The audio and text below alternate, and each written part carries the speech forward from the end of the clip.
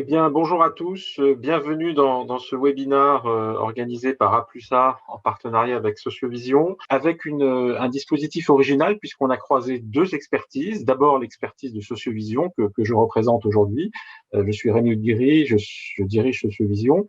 Et Sociovision, c'est une filiale de l'IFOP spécialisée dans les études sociétales. Nous conduisons régulièrement des études de tendance et prospective et nous avons développé des outils de segmentation sociologique qui nous permettent véritablement de prendre la température de la société, pas seulement à l'instant T, mais grâce à nos bases de données historiques dans le temps. Avec Rosemary Carnero ici présente et moi-même Nadège Meillet, nous sommes directrices de business unit chez A+A. L'expertise santé d'A+A, c'est que nous sommes un institut d'études marketing 100% dédié à la santé. Nous explorons de nombreux domaines thérapeutiques, que ce soit les maladies rares ou les pathologies plus aiguës. Et nous interrogeons chaque année de nombreuses cibles, des médecins, des patients, des spécialistes et également les Français sur leur comportement santé. À présent, on va donc se poser les effets de la crise sanitaire sur ce patient acteur de sa santé. Et très vite, on va s'apercevoir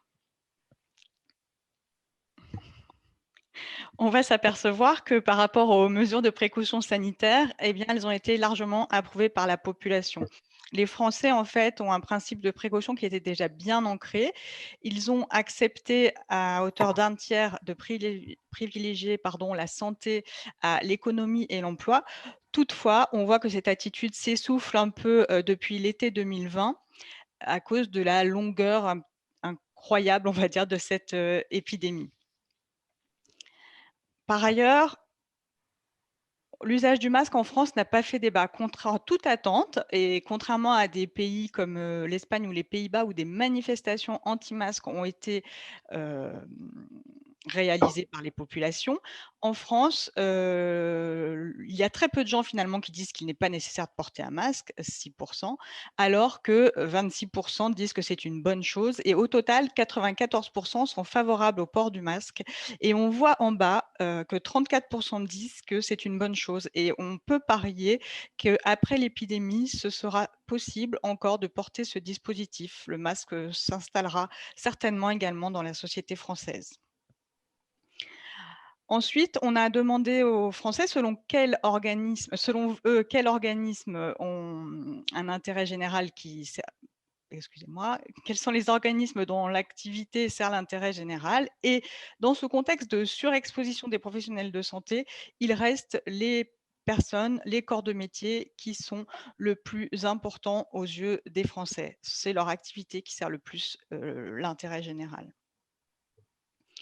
Dans la prochaine diapositive, on a posé la question aux Français par rapport à une projection dans l'avenir. Quand on leur demande comment ils se voient à l'avenir, on leur avait soumis 27 propositions. Et parmi ces 27, le top 6 qui leur a donné plus envie de faire à l'avenir, c'est sans surprise, suite aux différents confinements, de retrouver tout ce qui relève de la relation humaine, passer plus de temps avec leurs proches, sortir voir du monde, mais aussi de la liberté, passer du temps dans la nature, conserver ce soutien aux producteurs locaux qu'ils avaient eu pendant les confinements. Et surtout, dans ce top 6, ce qui est très intéressant de constater, c'est qu'en 5 et en 6, nous avons des attitudes santé, dormir suffisamment et faire plus attention à la santé. Donc ça, c'est quelque chose de très important qui montre que la crise sanitaire n'est pas un souci par rapport aux patients acteurs de sa santé. Au contraire, c'est quelque chose qui devient encore plus prioritaire.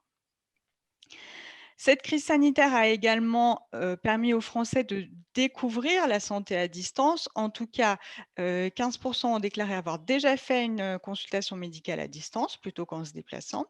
Et 52%, la moitié des Français disent: «Je ne l'ai pas fait, mais je pourrais l'envisager». Et ce que vous voyez dans ce graphique, c'est que finalement, l'intention depuis 2017-2018 de réaliser des consultations à distance, elle préexistait. Simplement, la crise sanitaire a été un catalyseur en offrant différentes solutions pour que cela se réalise. Toutefois, les téléconsultations Ce n'est pas la panacée pour tous les Français, puisque 68% disent que ça présente moins de valeur qu'une consultation en face à face.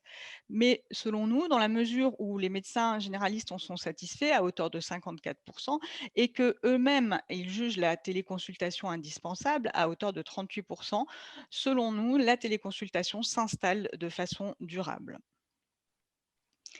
Qui dit, téléconsultation dit également, santé connectée. Les Français sont plus intéressés à cette santé connectée. Ils utilisent des objets connectés pour, mesurer, leur nombre de pas, leur rythme cardiaque, leur, sommeil, et c'est encore plus vrai dans la catégorie des 25-34 ans, des cadres et des catégories socio-professionnelles plus élevées. On arrive à 23% pour le total de la population en 2020.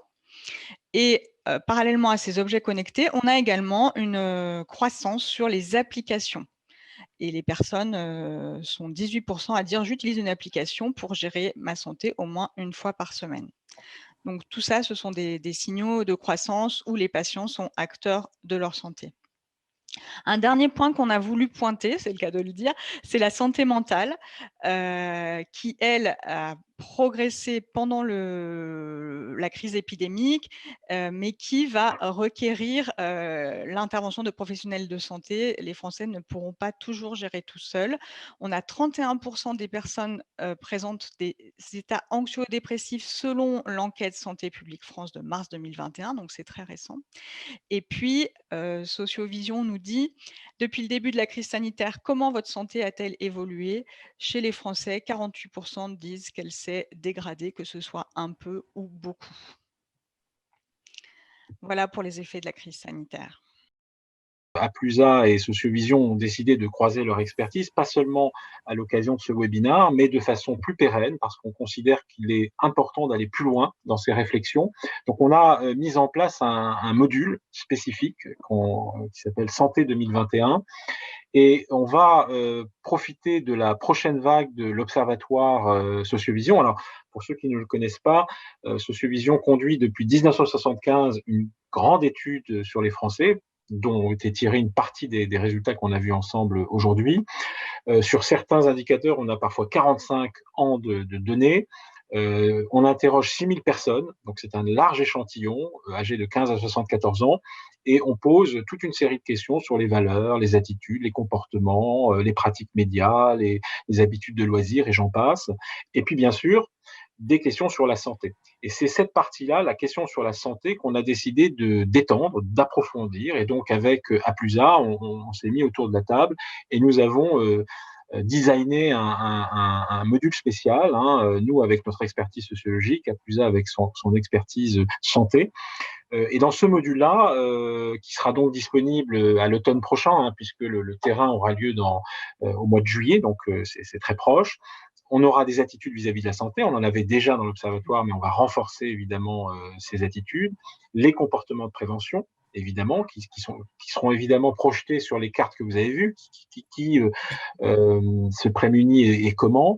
Et puis les routines médicales, ça c'est un nouveau chapitre qui sera complètement original pour nous, hein, sur les fréquences, sur l'accès, sur la satisfaction par rapport aux professionnels de santé.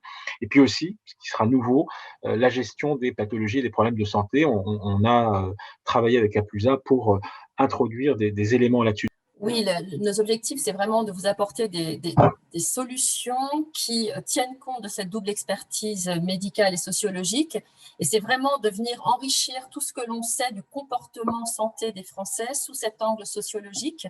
Il s'agit également d'aller comprendre ce qui motive les comportements santé et puis d'identifier ce qui est pérenne et ce que la crise a profondément changé pour les années à venir et ce que les Français vont mettre en place de façon pérenne par rapport à leur comportement santé. Et bien évidemment, tout ça sous cet angle de profil et de socio-milieu et toujours avec cette idée de comprendre aussi les sources d'influence et ce qui va venir moduler le comportement des Français par rapport à leur santé.